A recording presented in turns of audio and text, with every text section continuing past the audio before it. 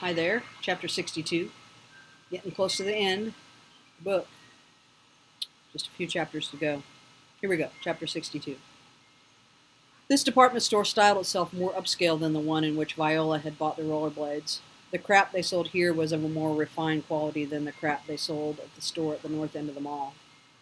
I passed through a perfume and makeup department with beveled glass cabinets and glamorous displays that not so subtly implied the merchandise was as valuable as diamonds. The jewelry department dazzled with black granite, stainless steel, and starfire glass, as if it offered not common diamonds, but baubles from God's own collection. Although the gunfire had fallen silent, shoppers and employees still sheltered behind counters, behind marble-clad columns. They dared to peek at me as I strode among them, but many flinched and ducked out of sight again. Even though I didn't have a gun, I must have appeared to be dangerous. Or maybe I only seemed to be in a state of shock. They weren't taking any chances. I didn't blame them for hiding from me. Still crying, blotting my eyes with my hands, I was also talking aloud to myself. I couldn't stop talking to myself, and I wasn't even saying anything coherent. I didn't know where psychic magnetism might be taking me next, didn't know if Stormy was alive or dead in Burke Bailey's.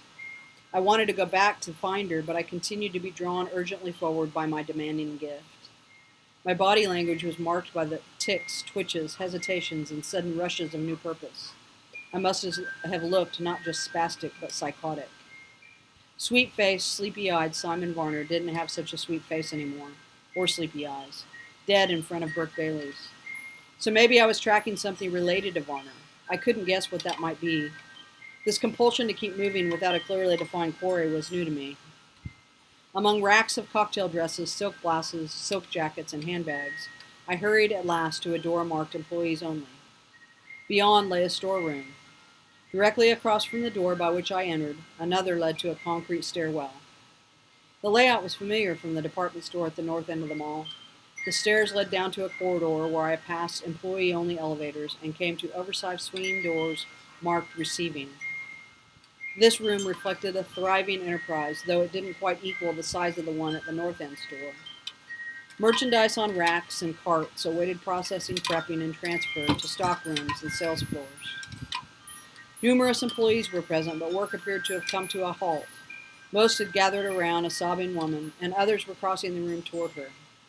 Down here, where no shots could have been heard, news of the horror in the mall had now arrived. Only one truck stood in the receiving room. Not a full semi, about an 18-footer, with no company name on the cab doors or the sides of the trailer. I moved toward it. A burly guy with a shaved head and a handlebar mustache braced me as I reached the vehicle. "Are you with this truck?" Without responding, I pulled open the driver's door and climbed into the cab. The keys weren't in the ignition.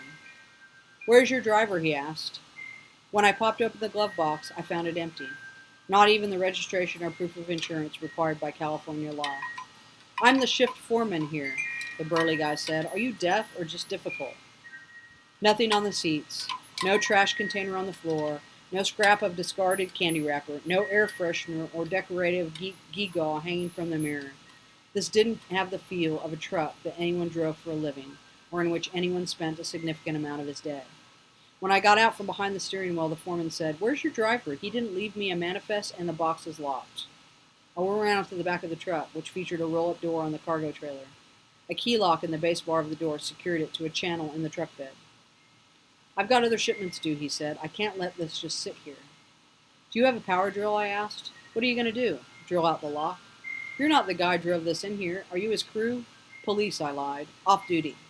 He was dubious. Pointing to the sobbing woman around whom so many workers had now gathered, I said, "You hear what she's been saying?" "I was on my way over there when I saw you."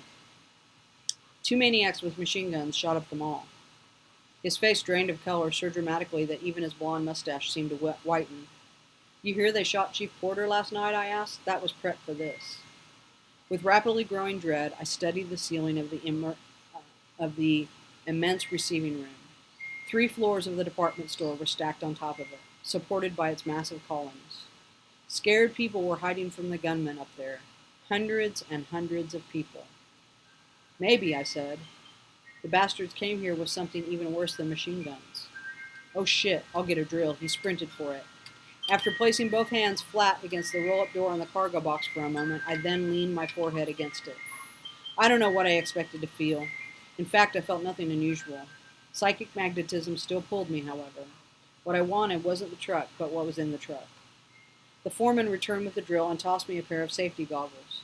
Electrical outlets were recessed in the concrete floor at convenient intervals across the receiving room. He plugged the drill into the nearest of these, and the cord provided more than sufficient play. The tool had heft. I liked the industrial look of the bit. The motor shrieked with satisfying power. When I bored into the key channel, shavings of metal clicked off my goggles. It stung my face. The bit itself deteriorated, but punched through the lock in mere seconds. As I dropped the drill and stripped off the goggles, someone shouted from a distance, "Hey, leave that alone!" Along the elevated loading dock, no one. Then I saw him, outside of the receiving room, 20 feet beyond the foot of the long truck ramp. "That's the driver," the foreman told me. He was a stranger. He must have been watching, perhaps through binoculars, from out in the employee garage, past the 3 lanes that served the loading docks. Seizing the grips, I shoved up the door. Well oiled and efficiently counterweighted, the panel rose smoothly and quickly out of the way. The truck was packed with what appeared to be hundreds of kilos of plastic explosive. A gun cracked twice. One slug cried off the truck frame. People in the receiving room screamed, and the foreman ran. I glanced back. The driver hadn't come any closer to the foot of the ramp. He had a pistol, maybe not the best weapon for such a long shot.